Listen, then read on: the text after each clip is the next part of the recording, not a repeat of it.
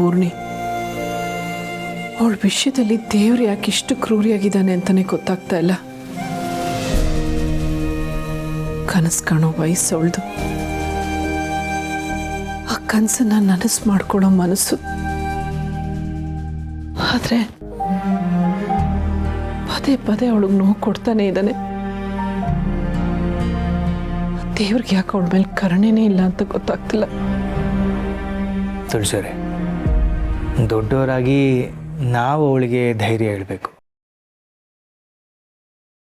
ಎಲ್ಲರ ಜೀವನನೂ ಒಂದೇ ಥರ ಇರೋದಿಲ್ಲ. ಕೆಲವು ವಿಷಯದಲ್ಲಿ ಅದೃಷ್ಟ ಮಾಡಿರ್ತಾರೆ, ಇನ್ನು ಕೆಲವು ವಿಷಯದಲ್ಲಿ ದುರಾದೃಷ್ಟ ಅವ್ರ ಬೆನ್ನ ಹಿಂದೆನೇ ಇರುತ್ತೆ. ಮಕ್ಕಳಿರೋ ಎಷ್ಟೋ ಹೆಂಗಸರು ನಮಗೆ ಒಳ್ಳೆ ಗಂಡ ಸಿಕ್ಕಿಲ್ಲ ಅಂತ ಹಗಲು ರಾತ್ರಿ ಕೊರಗ್ತಿರ್ತಾರೆ. ಅತ್ತೆ ಮನೆಯಲ್ಲಿ ಹಿಂಸೆ ಆಗ್ತಿದೆ, ಗಂಡ ದಿನ ಹೊಡಿತಾನೆ ಅಂತ ನರಳ್ತಿರೋ ಎಷ್ಟು ಹೆಂಗಸರನ್ನ ನಾವು ನೋಡಿಲ್ಲ. ಆದರೆ ನಮ್ಮ ಪೂರ್ಣಿಗೆ ಅದು ಯಾವ ಯೋಚನೆನೂ ಇಲ್ಲ ಅಲ್ವಾ? ನಾವು ಸಾಧ್ಯವಾದಷ್ಟು ಪೂರ್ಣಿ ಮನಸ್ಸಲ್ಲಿ ಪಾಸಿಟಿವಿಟಿನ ತುಂಬಬೇಕು. ಇದೆಲ್ಲ ನಿಮಗೆ ಗೊತ್ತಿಲ್ಲದಿರೋ ವಿಷಯ ಅಲ್ಲ. ಇಂಥದ್ರಲ್ಲಿ ನೀವೇ ಹೀಗೆ ದೇವರನ್ನ ದೂರಿದ್ರೆ ಹೇಗೆ ಹೇಳಿ? ನಿಜ ಮಾಧವರೇ, ವಾಸ್ತವ ಅಂತ ಯೋಚನೆ ಮಾಡಿದಾಗ ನೀವು ಹೇಳೋದೆಲ್ಲ ಸರಿ ಅನ್ಸುತ್ತೆ. ಆದರೆ ಮನ್ಸಿಗೆ ಅದನ್ನೆಲ್ಲ ಒಂದೇ ಸಲ ಒಪ್ಕೊಳ್ಳೋದಕ್ಕೆ ಕಷ್ಟ ಆಗತ್ತೆ. ಸುಖ ದುಃಖ ಎರಡನ್ನೂ ಒಂದೇ ರೀತಿ ಒಪ್ಕೊಂಡು ಯಾವಾಗಲೂ ನಗ್ನಗ್ತಾ ಇದ್ರೆ ನಮ್ಮನ್ನ ಯೋಗಿಗಳು ಅಂತಾರೆ. ಆದರೆ ಅಂಥ ಶಕ್ತಿ ಆಗಲಿ ಸಿದ್ಧಿ ಆಗಲಿ ನಮಗಿಲ್ಲ. You are right. After all ನಾವೆಲ್ಲ ಸಾಮಾನ್ಯ ಮನುಷ್ಯರು. ಜೀವನದಲ್ಲಿ ಏರುಪೇರು ಆಗ್ತಾನೆ ಇರುತ್ತೆ. ನೋವಾದಾಗ ಕಣ್ಣೀರು ಬರುತ್ತೆ, ಖುಷಿ ಆದಾಗ ನಗು ಬರುತ್ತೆ. ಆದರೆ ಆ ಏರಿಳಿತಗಳನ್ನು ಮೀರಿ ಬದುಕೋದಕ್ಕೆ ಸಾಧ್ಯವಾದಷ್ಟು ಪ್ರಯತ್ನ ಮಾಡಬೇಕು.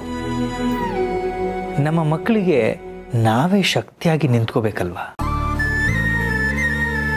ಸರಿ, ಇವತ್ತು ಹಾಸ್ಪಿಟ್ಲಿಗೆ ಹೋಗಬೇಕು. ನಿನ್ನೆ ಅಂತೂ ಹೋಗೋಕ್ಕಾಗಲಿಲ್ಲ, ನಿಮಗೆ ಮನಸ್ಸಿರಲಿಲ್ಲ. ಇವತ್ತು ಹೋಗಲೇಬೇಕು. ಹಾಂ, ಬನ್ನಿ ಹೋಗ್ಬೇಡ. ಮಾಧವ್ ಅವರೇ, ನೀವ್ಯಾಕೆ ನನ್ನ ಜೊತೆ ಬರ್ತೀರಾ? ನೀವು ಕೆಫೆಗೆ ಹೋಗಿ, ನಾನು ಹಾಸ್ಪಿಟ್ಲಿಗೆ ಒಬ್ಬಳೇ ಹೋಗಿ ಬರ್ತೀನಿ. ತುಳಸಿಯವರೇ, ಕೆಫೆ ಕೆಲಸ ಎಲ್ಲ ಇವಾಗ ಮಹೇಶ ನೋಡ್ಕೋತಿದ್ದಾನೆ. ಅವನಿಗೆ ಇಷ್ಟು ದಿನ ಮನೇಲೇ ಇದ್ದು ಬೋರ್ ಆಗಿದೆ. ಅವನು ಈ ಕೆಲಸ ಎಲ್ಲ ನಾನೇ ಮಾಡ್ತೀನಿ ಅಂತ ಇಷ್ಟಪಟ್ಟು ಹೋಗ್ತಿದ್ದಾನೆ. ಬನ್ನಿ, ನಾನು ನೀವು ಹಾಸ್ಪಿಟ್ಲಿಗೆ ಹೋಗ್ಬೇಡ. ಮಾಧವ್ ಅವರೇ, ನೀವು ಮಗು ಬಗ್ಗೆ ಇನ್ನೊಂದು ಸತಿ ಯೋಚನೆ ಮಾಡಿದ್ದಿದ್ರೆ. ಯೋಚನೆ ಮಾಡುವಂಥದ್ದು ಏನೂ ಇಲ್ಲ ತುಳಸಿಯವರೇ. ನಾನು ಈಗಾಗಲೇ ಹೇಳಿದ್ದೀನಿ ನಿಮಗೆ, ನನಗೆ ನಿಮಗಿಂತ ಹೆಚ್ಚಿನದು ಈ ಪ್ರಪಂಚದಲ್ಲಿ ಏನೂ ಇಲ್ಲ ಅಂತ. ಪದೇ ಪದೇ ಅದನ್ನೇ ಕೇಳಬೇಡಿ.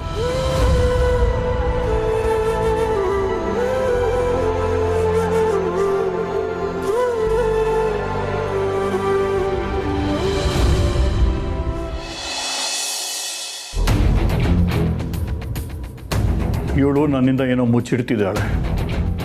ಇವತ್ತು ಆಶ್ರಮ ಹಾಗೆ ಹೀಗೆ ಅಂತ ಮಾತಾಡ್ತಿದ್ಲು. ನಾನು ಕೇಳಿದ್ದಕ್ಕೆ ಗಾಬರಿ ಆದ್ಲು.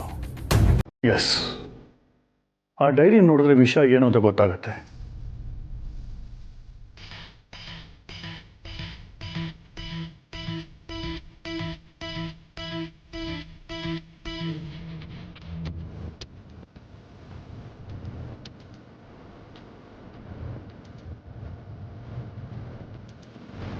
ಏನಿದು? ಒಂದು ತಿಂಗಳಿಂದ ಡೈರಿಲಿ ಏನೋ ಬರದೇ ಇಲ್ಲ. ಓಹೋ, ಡೈರಿಯಲ್ಲಿ ಬರೆದ್ರೆ ನನ್ನ ಎಲ್ಲ ವಿಷಯ ಗೊತ್ತಾಗತ್ತೆ ಅಂತ ಏನೂ ಬರ್ತಿಲ್ಲ. ಅಂದರೆ ಇವಳು ನನ್ನ ಹತ್ರ ಏನೋ ಮುಚ್ಚಿಡ್ತಿದ್ದಾಳೆ ಅನ್ನೋದು ನಿಜ. ಹಾಗಾದರೆ ಎಲ್ಲಿಗೆ ಹೋಗಿರ್ತಾಳೆ? ಹೇಗಿದ್ರು ಕಾರಲ್ಲಿ ಹೋಗಿದ್ದಾಳೆ. ಡ್ರೈವರ್ಗೆ ಫೋನ್ ಮಾಡಿದ್ರೆ ಗೊತ್ತಾಗತ್ತೆ ಎಲ್ಲಿದ್ದಾಳೆ ಅಂತ.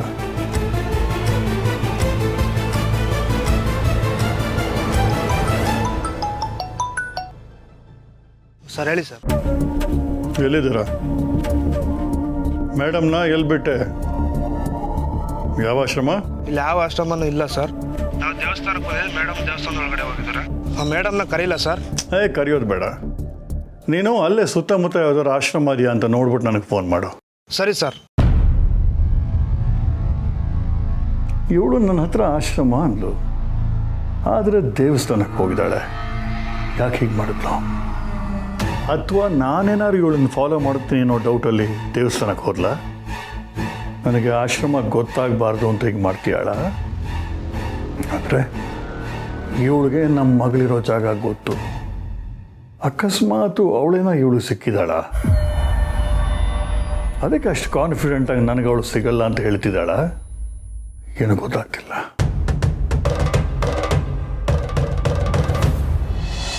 ಸಿರಿ ಸಿರಿ ಏನ್ ಸಂಧ್ಯಾ? ಸಿರಿ ಸಂಧ್ಯಾ ಸಂಧ್ಯಾ ಪ್ಲೀಸ್ ಬಿಡು. ಸಿರಿ ಹ್ಯಾಪಿ ನ್ಯೂಸ್, ನನಗೆ ಕೆಲಸ ಸಿಕ್ಬಿಡ್ತು. ವಾ congratulation Sandhya. Sweet. Thank you. ಮೊದಲು ಈ ವಿಷಯನ ತಾತಂಗೆ ಹೇಳಬೇಕು. ಕಾಲ್ ಮಾಡಿ.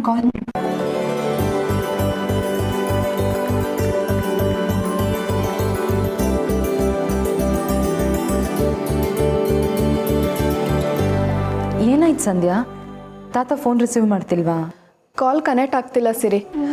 ಮೋಸ್ಟ್ಲಿ ಟ್ರಾವೆಲ್ ಮಾಡ್ತಿರ್ತಾರೆ ಅನ್ಸುತ್ತೆ. ಹೋಗ್ಲಿ ಬಿಡು, ಅವ್ರು ಮತ್ತೆ ಕಾಲ್ ಮಾಡಿದಾಗ ವಿಷಯನ ತಿಳಿಸುವಂತೆ. ಬಾ ಮೊದಲು ದೇವ್ರಿಗೆ ನಮಸ್ಕಾರ ಮಾಡು. ಬರ್ತಾ ದೇವಸ್ಥಾನಕ್ಕೆ ಹೋಗಿ ಬಂದೆ ಸಿರಿ.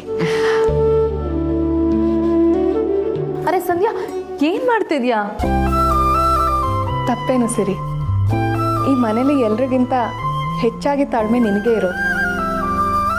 ಎಲ್ಲರೂ ನನ್ನ ಮೇಲೆ ಕೋಪ ಮಾಡ್ಕೊಂಡಿದ್ರು, ಆದರೆ ನೀನು ಮಾತ್ರ ನನ್ನ ತಾಯಿ ಥರ ಕ್ಷಮಿಸಿದ್ಯಾ.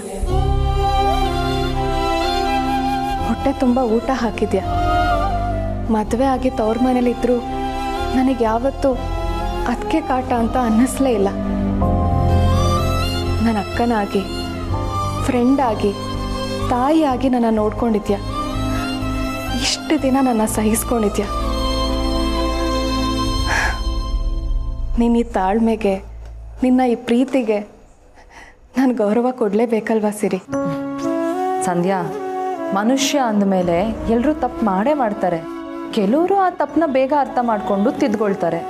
ಇನ್ನು ಕೆಲವರು ತಾವು ಮಾಡಿದ್ದೇ ಸರಿ ಅಂತ ವಾದ ಮಾಡ್ತಾ ಜೀವನ ಪೂರ್ತಿ ಹಾಗೆ ಕಳೆದ್ಬಿಡ್ತಾರೆ. ಮನೆಯವ್ರ ಪ್ರೀತಿಗೆ ಸೋತು ನಿನ್ನ ತಪ್ಪನ್ನೆಲ್ಲ ತಿದ್ಕೊಳ್ಳೋ ಪ್ರಯತ್ನ ಮಾಡಿದ್ಯಲ್ಲ, ಈಗ ನೀನು ನಿಜವಾಗ್ಲೂ ಗೆದ್ದಿದ್ಯಾ. ಒಳ್ಳೇದಾಗಲಿ.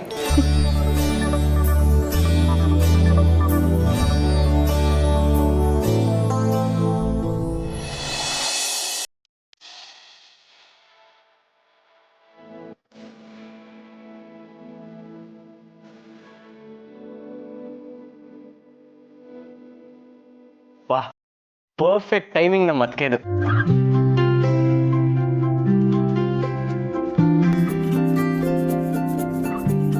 ತಗೊಳ್ಳಿ.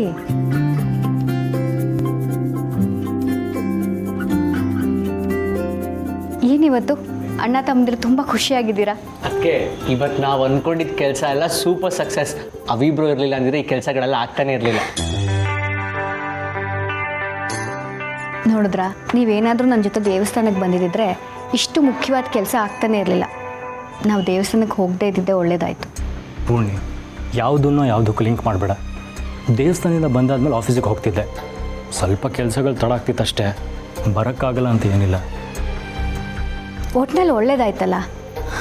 ದೇವಸ್ಥಾನಕ್ಕೆ ಹೋಗಲಿಲ್ವಲ್ಲ ಅಂತ ಸ್ವಲ್ಪ ಬೇಜಾರಾಗಿತ್ತು ಅಷ್ಟೆ. ಆದರೆ ತುಳಸಿ ಅಮ್ಮನ ಜೊತೆ ಮಾತಾಡಿದ್ಮೇಲೆ ಬೇಜಾರೆಲ್ಲ ಹೊರಟೋಯ್ತು. ಅಮ್ಮ ಇಲ್ಲಿ ಕಾಣ್ತಾನಲ್ಲ? ಹೌದಲ್ಲ, ಅಮ್ಮ ಎಲ್ಲಿ?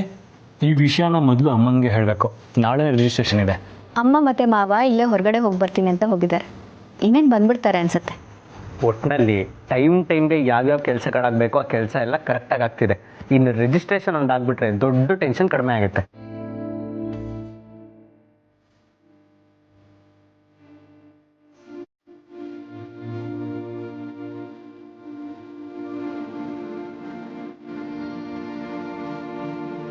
ತಿಳಿಸಿದೆ.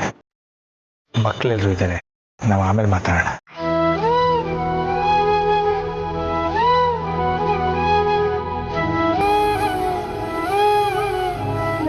ಅಮ್ಮ, ಆರಾಮಾಗಿದ್ದೀರಾ? ಎಲ್ಲೋ ಓಕೆನಾ? ಆರಾಮಾಗೈತಾರೆ ಕಣೋ, ಯಾಕೆ ಗಾಬರಿ ಪಡ್ತೀಯಾ? ಇವನು ಹಾಗೇನೆ ಗಾಬರಿ ಮನುಷ್ಯ. ಆದರೆ ಈಗ ಗಾಬರಿ ಪಡೋ ಟೈಮ್ ಅಲ್ಲ, ಖುಷಿ ಪಡೋ ಟೈಮ್. ಅಮ್ಮ ಅಪ್ಪ, ಹೊಸ ಕಂಪ್ನಿ ಕೆಲಸಗಳೆಲ್ಲ ಆಲ್ಮೋಸ್ಟ್ ಮುಗಿತಾ ಬಂತು. ನಾಳೆನೇ ರಿಜಿಸ್ಟ್ರೇಷನ್ ಇದೆ, ಅದಕ್ಕಮ್ಮ ನೀವೇ ಬರಬೇಕಾಗತ್ತೆ. ಅವಿ, ಕಂಪನಿ ನನ್ನ ಹೆಸರಲ್ಲಿ ಮಾಡೋದು ಬೇಡ ಅನ್ಸುತ್ತೆ. ನೀವು ಇದ್ರ ಬಗ್ಗೆ ಇನ್ನೊಂದು ಸತಿ ಯೋಚನೆ ಮಾಡಿದ್ರೆ ಚೆನ್ನಾಗಿರುತ್ತೆ. ಹೌದು, ನನಗೂ ಹಾಗೆ ಅನಿಸುತ್ತೆ. ಸದ್ಯಕ್ಕೆ ಇವ್ರಿರೋ ಪರಿಸ್ಥಿತಿಲಿ ಎಲ್ಲ ಕಡೆ ಓಡಾಡೋದು ಕಷ್ಟ ಅನಿಸುತ್ತೆ.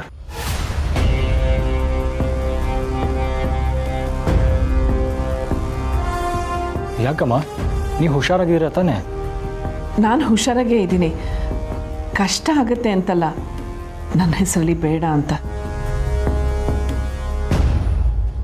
ತುಳಸಿಯವರೇ, ಯಾಕೆ ಬೇಡ ಅಂತೀರಾ? ಮಕ್ಕಳು ಅಷ್ಟು ಇಷ್ಟಪಟ್ಟು ನಿರ್ಧಾರ ಮಾಡಿದ್ದಾರೆ.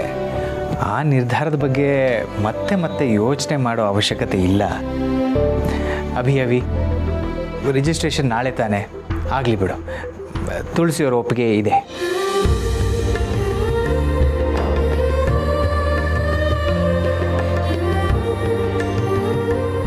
ಅಂತೂ ನಮ್ಮ ಲೈಫಲ್ಲಿ ಇನ್ನೊಂದು ಟರ್ನಿಂಗ್ ಪಾಯಿಂಟ್ ಶುರು ಆಗ್ತಿದೆ. ಇದೇ ಖುಷಿಗೆ ಇವತ್ತು ನಾನೇ ಅಡುಗೆ ಮಾಡ್ತೀನಿ.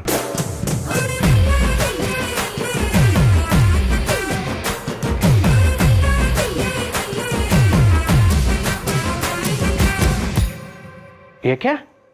ನಾನು ಅಡುಗೆ ಚೆನ್ನಾಗಿ ಮಾಡಲ್ಲ ಅಂತನ? ಹಾಗೆಲ್ಲ ಅನ್ಕೋಬೇಡಿ, ಬೇರೆಯವ್ರಿಗಿಂತ ಚೆನ್ನಾಗೇ ಮಾಡ್ತೀನಿ.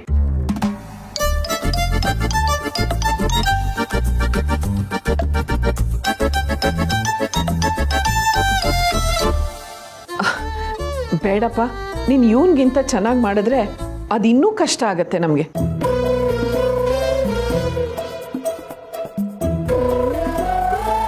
ಕಷ್ಟ ಆಗುತ್ತಾ? ಏಕೆ? ಅಂದರೆ ಅಡುಗೆ ತುಂಬ ರುಚಿಯಾಗಿದ್ರೆ ಹೊಟ್ಟೆ ತುಂಬಿದ್ರೂ ಮತ್ತೆ ಮತ್ತೆ ತಿನ್ನಬೇಕು ಅನ್ಸುತ್ತೆ.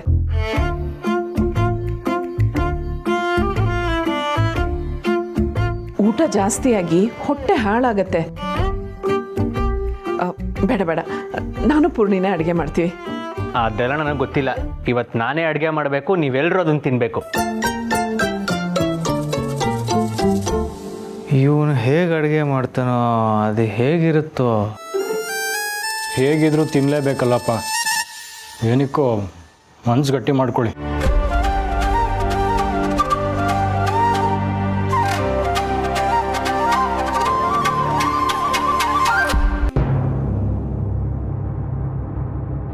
ನೀನು ನನ್ನ ಹತ್ರ ಆಶ್ರಮ ಅಂತ ಹೇಳ್ಬಿಟ್ಟು ದೇವಸ್ಥಾನಕ್ಕೆ ಹೋಗಿದ್ಯಾ. ನನ್ನ ಹತ್ರ ಯಾಕೆ ಸುಳ್ಳು ಹೇಳ್ತೆ? ಓಹೋ, ನಾನು ಎಲ್ಲಿಗೆ ಹೋಗ್ತೀನಿ, ಏನು ಮಾಡ್ತೀನಿ ಅಂತ ತಿಳ್ಕೊಳ್ಳೋದಕ್ಕೆ ಪತ್ತೆದಾರಿ ಕೆಲಸ ಬೇರೆ ಶುರು ಮಾಡ್ಕೊಂಡಿದ್ದೀರಾ? ಮಾತು ಬದಲಾಯಿಸ್ಬೇಡ. ಆಶ್ರಮ ಅಂದ್ಬಿಟ್ಟು ದೇವಸ್ಥಾನಕ್ಕೆ ಹೋಗಿದ್ಯಾ? ಯಾಕೆ ಹೋಗಿದ್ದೆ? ನಾನು ಆಶ್ರಮಕ್ಕೆ ಅಂತ ಹೇಳಲೇ ಇಲ್ವಲ್ಲ. ನಾನು ಹೇಳಿದ್ದು ಆಶ್ರಮದ ಮಕ್ಕಳಿಗೆ ಅಂತ. ಆಶ್ರಮದ ಮಕ್ಕಳು ದೇವಸ್ಥಾನಕ್ಕೆ ಬಂದಿದ್ರು, ನಾನು ದೇವಸ್ಥಾನಕ್ಕೆ ಹೋಗಿ ಊಟ ಕೊಟ್ಟೆ. ನಾನು ಆಶ್ರಮಕ್ಕೆ ಹೋಗ್ತಾ ಇದ್ದೀನಿ ಅಂತ ತಪ್ಪಾಗಿ ತಿಳ್ಕೊಂಡಿದ್ದು ನೀವೇ. ನೋಡು, ನಾನು ಮೊದಲೇ ಟೆನ್ಷನಲ್ಲಿದ್ದೀನಿ, ನನಗಿನ್ನೂ ಕೋಪ ಬರ್ಸ್ಬೇಡ. ಇತ್ತೀಚೆಗೆ ನೀನು ತುಂಬ ಡಿಫ್ರೆಂಟಾಗಿ ನಡ್ಕೋತಿದ್ಯಾ, ಅದು ನನಗೆ ಇರಿಟೇಟ್ ಆಗ್ತಿದೆ. ನನ್ನ ಮಗಳಿಗೂ ಬೇಜಾರಾಗ್ತಿದೆ. ನಿಮ್ಮ ಬೇಜಾರ ಬಗ್ಗೆನೇ ಮಾತಾಡ್ತಿರಲ್ಲ. ನನಗೂ ಒಂದು ಮನಸ್ಸಿದೆ, ಆ ಮನಸ್ಸಿಗೂ ನೋವಾಗುತ್ತೆ ಅಂತ ನಿಮ್ಗೆ ಯಾರಿಗಾದ್ರೂ ಅನಿಸಿದೆಯಾ? ಅದ್ರ ಬಗ್ಗೆ ಒಂದು ಕ್ಷಣನಾದರೂ ಯೋಚನೆ ಮಾಡಿದ್ದೀರಾ? ನಾನಂತೂ ನಿಮಗೆ ಬೇಸರ ಆಗೋ ಹಾಗೆ ನಡ್ಕೋತಾ ಇಲ್ಲ. ಆದರೆ ನಿಮ್ಮ ನಡವಳಿಕೆಯಿಂದ ನನಗೆಷ್ಟು ಬೇಜಾರಾಗಿರ್ಬೋದು ಅಂತ ಯೋಚನೆ ಮಾಡಿ. ಕೂತ್ಕೋ. ಇನ್ಮೇಲೆ ನೀನು ಮಾಧವನ ಮನೆಗೆ ಹೋಗೋ ಆಗಿಲ್ಲ. ಅದು ನನಗೆ ಅವಮಾನ ಮಾಡಿದ ಮನೆ. ಮಗಳನ್ನ ನೋಡೋಕೆ ಹೋಗ್ತಿದೀಯಾ ಅಂದ್ಕೊಂಡೆ, ನೀನು ಅಲ್ಲಿ ಹೋಗಿ ಅವಳ ಮನಸ್ಸು ಹಾಳು ಮಾಡ್ತಿದೀಯಾ. ಏನಂದ್ರಿ? ನಿಮಗೆ ಅವಮಾನ ಮಾಡಿದ ಮನೆನ? ತಪ್ಪು. ನೀವು ಮೋಸ ಮಾಡಿದ ಮನೆ, ನಿಮ್ಮಿಂದ ಮೋಸ ಹೋಗಿರೋ ಮನೆ. ಆ ಮನೆ ಸೊಸೆಗೆ ನಿಮ್ಮಿಂದ ಅನ್ಯಾಯ ಆಗಿದೆ. ಬೇರೆ ಯಾವ ಮನೆಯವರಾಗಿದ್ರೂ ನಿಮ್ಮನ್ನು ಉಳಿಸ್ತಾ ಇರಲಿಲ್ಲ. ಆದರೆ ಆ ಮನೆಯವ್ರಿಗೆ ತಾಳ್ಮೆ ಇದೆ, ವಿವೇಕ ಇದೆ. ಹಾಗಾಗಿ ಅಷ್ಟಕ್ಕೆ ಸುಮ್ಮನಾಗಿದ್ದಾರೆ. ಬಾಯಿ ಮುಚ್ಚು. ಬರ್ತಾ ಬರ್ತಾ ನಿನ್ನ ಮಾತುಗಳು ಜಾಸ್ತಿ ಆಗ್ತಿದೆ.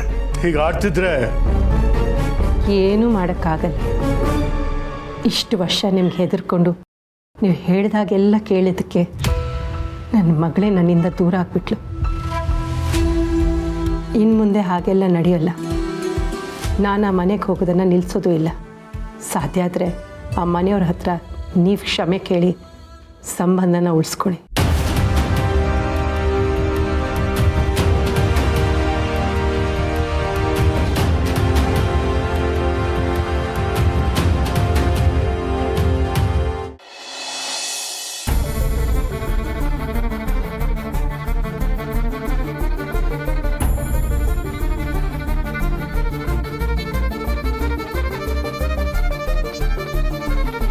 ಅಮ್ಮ, ಡಾಕ್ಟ್ರ್ ಏನಂದ್ರು?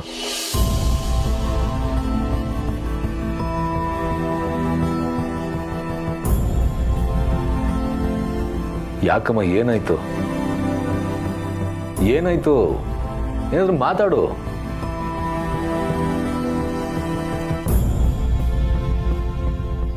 ಸರ್, ಏನಾಯ್ತು ಸರ್? ನೀವಾದ್ರೂ ಹೇಳಿ. ಡಾಕ್ಟ್ರ್ ಏನು ಹೇಳಿದ್ರು? ಏನಾದರೂ ಸೀರಿಯಸ್ಸಾ? ಹೌದು ಸಮರ್, ವಿಷಯ ಸ್ವಲ್ಪ ಸೀರಿಯಸ್ ಆಗಿದೆ. ಆದರೆ ನಿಮ್ಮಮ್ಮ ಡಾಕ್ಟ್ರ್ ಮಾತು ಕೇಳೋಕ್ಕೆ ರೆಡಿ ಇಲ್ಲ. ಅಂದರೆ ಡಾಕ್ಟ್ರ್ ಏನು ಹೇಳ್ತಾ ಇದ್ದಾರೆ? ಕೆಲವೊಂದು ಸಾರಿ ನಾವು ನಮ್ಮ ಮನಸ್ಸನ್ನು ಗಟ್ಟಿ ಮಾಡ್ಕೋಬೇಕಾಗತ್ತೆ. ನಾನು ತುಳಸಿಯವ್ರಿಗೆ ಅದನ್ನೇ ಹೇಳ್ತಾ ಇದ್ದೀನಿ. ನನಗೆ ತುಳಸಿಯವರ ಜೀವಕ್ಕಿಂತ ದೊಡ್ಡದು ಬೇರೆ ಏನೂ ಇಲ್ಲ. ಡಾಕ್ಟ್ರು ಅವರಿಗೆ ಆಪರೇಷನ್ ಮಾಡಿಸ್ಕೊಳ್ಳಿ ಅಂತ ಹೇಳ್ತಾ ಇದ್ದಾರೆ. ಆದರೆ ತುಳಸಿಯವರು ಅದಕ್ಕೆ ಒಪ್ತಾ ಇಲ್ಲ.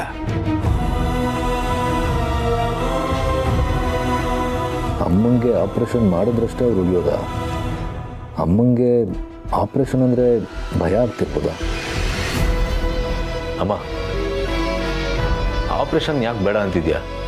ನಿನ್ನ ಜೀವಕ್ಕಿಂತ ದೊಡ್ಡದು ಬೇರೆ ಏನೂ ಇಲ್ಲ ಅಮ್ಮ. ನೋಡು, ನೀನು ಆಪ್ರೇಷನ್ ಬಗ್ಗೆ ತಲೆ ಕೆಡ್ಸ್ಕೋಬೇಡ. ನೀನು ಆಪ್ರೇಷನ್ ಮಾಡಿಸ್ಕೋ. ನಾನು ನಿನ್ನನ್ನು ಚೆನ್ನಾಗಿ ನೋಡ್ಕೊತೀನಿ.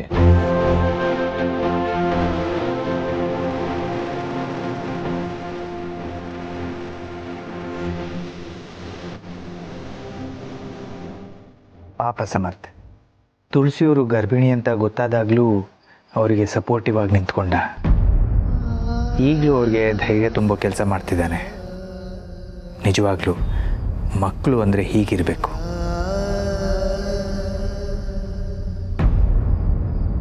ಪಾಪು, ಇದಕ್ಕೆಲ್ಲ ನನ್ನ ಮನಸ್ಸು ಒಪ್ತಾ ಇಲ್ಲ. ಒಂಥರ ಸಂಕಟ ಅನ್ನಿಸ್ತಾ ಇದೆ.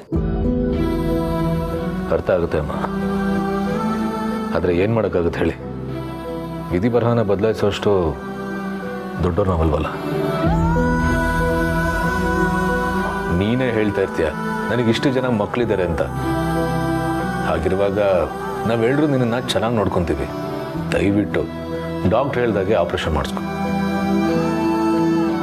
ನೋಡಿದ್ರ ತುಳಸಿಯವರೇ, ನಿಮ್ಮ ಮಗನೇ ನಿಮಗೆ ಧೈರ್ಯ ಹೇಳ್ತಾ ಇದ್ದಾನೆ. ಅವನೇ ನಿಮ್ಮ ಜೊತೆಯಾಗಿ ನಿಂತು ಎಲ್ಲನೂ ಫೇಸ್ ಮಾಡೋಣ ಅಂತಿರುವಾಗ ನೀವು ತುಂಬ ತಲೆ ಕೆಡಿಸ್ಕೋಬೇಡಿ. ಡಾಕ್ಟ್ರ್ ಹೇಳ್ದಾಗೆ ಆಪರೇಷನ್ ಮಾಡಿಸೋಣ.